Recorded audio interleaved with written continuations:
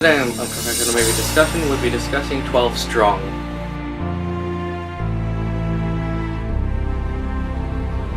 So, what do you think of 12 Strong? Brilliant. I really like it. It made you care about the characters because you get to kind of know them before they go to Afghanistan. And, you want them to survive. And, yeah, it's really, really good movie. What do you think? Yeah, I enjoyed it. It was good how you got to know most of the cast before, what their backstories, what their families before they go to war. And then 9/11 happens and they're all part of this elite team. And Hemsworth's character, even though he's the team leader, the leader of this particular unit, he's apparently never seen combat.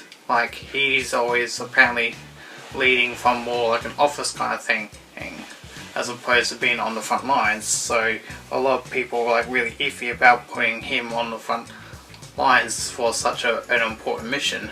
Yeah. But everyone, including his unit, was so stubborn about it that they basically said, okay, we'll let you go and be on the front lines, since everyone seems to think you're going to do as good on the front lines as you do it from the behind the scenes way of leading.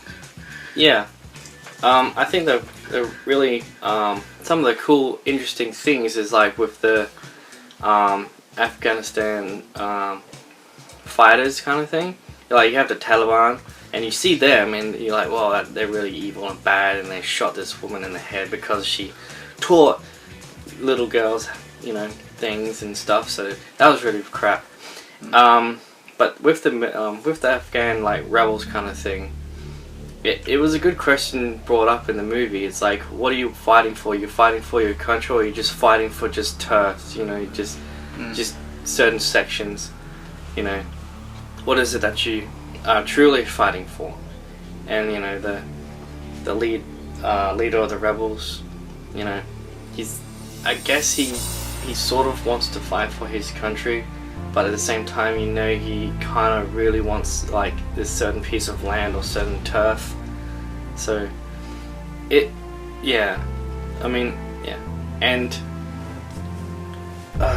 the rebels, all they have is some AK-47s and horses and swords and pistols and stuff, and the Taliban have tanks and rocket launchers and all that stuff. It's really they're outgunned, but they're able to, because of the American influence with the Air Force and whatever, they have the upper hand on the whole thing. Most of the little skirmishes they have with the Taliban during the movie. Yeah, because you see the Americans have all the normal latest tech, and even Hemsworth character to have accept an impressive kill count for someone who's never seen combat, and their biggest advantage is they're able to call in airstrikes if they need to. Yeah. But it took them a while in one scene to get it right because they couldn't judge exactly where they needed to hit properly because the local militia aren't used to doing things that way. They didn't want to give away their precision in the mountains kind of thing. They didn't want to say where they really were, so they had to they had to guess each airstrike. They had to guess the first time, and then the rest they just they got on pretty spot on. Yeah. And also the resistance were also in almost a dead zone. And so communication was almost impossible. The final battle was really really heavy. It was one guy almost dies, and a few guys almost die. Hemsworth is right in the middle of everything. With his horse and everything. And the funny part was he got blown off his horse kind of thing. And the horse and him are down. And it's the way they both got up at the same time. That was symbiotic and awesome at the same time. It was if Hemsworth is up and all of a sudden his horse just jumps straight up. Yeah. It's like, okay, let's go.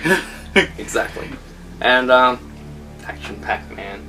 Yeah, it is action-packed, and also the length of that final battle Yeah. and the amount that goes on to it is really intense. Yeah.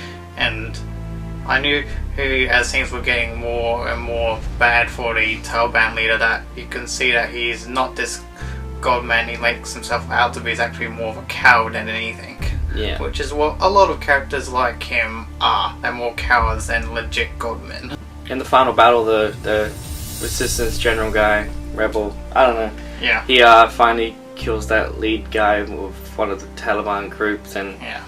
when they get to that place, it's already done. Like another group has already claimed it, and instead of like fighting for that certain turf, it ends off saying like they'll negotiate that one place for so I'll give 12 Strong 4 stars. Yeah, I'll give it 4.